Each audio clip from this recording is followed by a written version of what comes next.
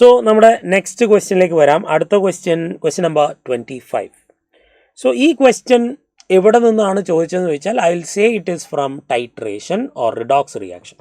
അപ്പോൾ redox titration, acid base ടൈട്രേഷനിൽ നിന്നാണ് അടുത്ത ചോദ്യം വന്നിട്ടുള്ളത്. അതായത് റിഡോക്സ് റിയാക്ഷൻ എന്ന ചാപ്റ്ററിലെ ഒരു ന്യൂമറിക്കൽ ക്വസ്റ്റ്യൻ ആണ് ചോദിച്ചിരിക്കുന്നത്. സോ നമുക്ക് നോക്കാം എന്താണ് ക്വസ്റ്റ്യൻ എന്നുള്ളത്. If 50 ml of 0.5 molar oxalic acid എന്താണെന്ന് എല്ലാവർക്കും അറിയണം. ഓക്കെ, ഇങ്ങനെയുള്ള പേരുകളൊക്കെ കൃത്യമായിട്ട് മനസ്സിലാക്കി വെക്കണം. ഓക്സാലിക് ആസിഡ് എന്താണെന്നൊക്കെ, എങ്കിലേ നമുക്ക് ഇത്തരത്തിലുള്ള ക്വസ്റ്റ്യനിലേക്ക് സോൾവ് ചെയ്ത് വരാൻ പറ്റുള്ളൂ. Is required to neutralize 25 ml of NaOH. അപ്പം 25 ml NaOH ന്യൂട്രലൈസ് ചെയ്യാൻ വേണ്ടി 50 ml 0.5 മോളാർ ഓക്സാലിക് ആസിഡ് ആണ് ഉപയോഗിച്ചിട്ടുള്ളത്. The amount of NaOH in 50 ml of given NaOH solution is. അപ്പം 50 ml, ഇവിടെ 25 ml ആണ്, ശ്രദ്ധിക്കണം.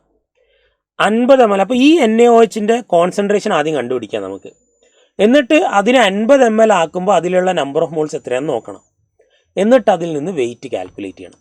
അപ്പോൾ അത് കിട്ടണമെങ്കിൽ ഇവിടെ റിഡോക്സ് ടൈട്രേഷൻ ആണ്, അല്ലെങ്കിൽ ആസിഡ് ബേസ് ടൈട്രേഷൻ ആണ്. അപ്പോൾ അതിൻ്റെ ഫോമുല നിങ്ങൾക്ക് അറിയാം. എന്താണ് ആ formula?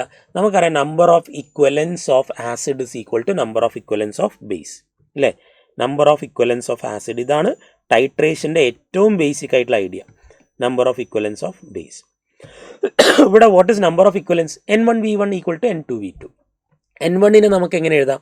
Molarity into N factor, valency factor, അതാണ് N1. ഇവിടെ ഞാൻ എഴുതി N1V1 equal to N2V2. So N1 എന്ന് പറയുന്നത് മൊളാരിറ്റി M1 ഇൻറ്റു അതിൻ്റെ valency factor into V1 equal to molarity 2 into അതിൻ്റെ valency factor into V2. So ആസിഡിൻ്റെ വാലൻസി ഫാക്ടർ എത്രയാണ്? എത്ര H+ കൊടുക്കാൻ പറ്റും, അതാണ് അവൻ്റെ വാലൻസി ഫാക്ടർ. അപ്പോൾ ഓക്സാലിക് ആസിഡിൻ്റെ വാലൻസി ഫാക്ടർ 2 ആണ്. ഇവിടെ മൊളാരിറ്റി എത്രയാണ്? 0.5. അപ്പോൾ 0.5 ഇൻറ്റു 2 ഇൻറ്റു വോളിയം എത്രയാണ്? 50 ml. അപ്പോൾ 50. ഇവിടെ നമുക്ക് M2 കണ്ടുപിടിക്കണം, തന്നിട്ടില്ല. അപ്പോൾ NaOHൻ്റെ വാലൻസി ഫാക്ടർ, ബേസിൻ്റെ വാലൻസി ഫാക്ടർ എന്ന് പറഞ്ഞാൽ OHൻ്റെ എണ്ണം. ഒരു മോളിക്യൂൾ എത്ര OH ഉണ്ട്? ഒരു OH. ഇവിടെ 1. What is V2? V2 is 25. ഇതല്ല കേട്ടോ, ടൈട്രേറ്റ് ചെയ്ത വോളിയാണ്. അപ്പോൾ 25. ഇവിടെ കട്ട് ചെയ്ത് കഴിഞ്ഞാൽ ഇവിടെ 2 എന്ന് വരും. 2, 2, 4, 4 ഇൻറ്റു, അപ്പോൾ മൊളാരിറ്റി ഈസ് ഈക്വൽ ടു 2 എന്ന് കിട്ടി.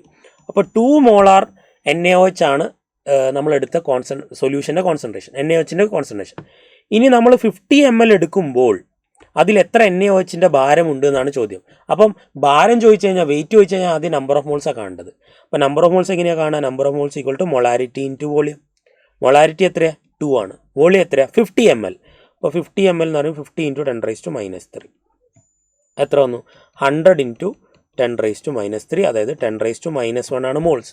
അപ്പോൾ നമ്പർ ഓഫ് മോൾസ് എന്ന് പറഞ്ഞാൽ വെയിറ്റ് ബൈ മോളാർ മാസ് ആണ്. അപ്പോൾ വെയിറ്റ് ഓഫ് NaOH എത്ര കിട്ടും? Weight of NaOH is equal to 10⁻⁻1 into 40. കാരണം മോളാർ മാസ് ഓഫ് NaOH 40 ആണെന്ന് അറിയാം. So the answer is 4 gram. 4 എന്ന ആൻസർ ഉണ്ട്.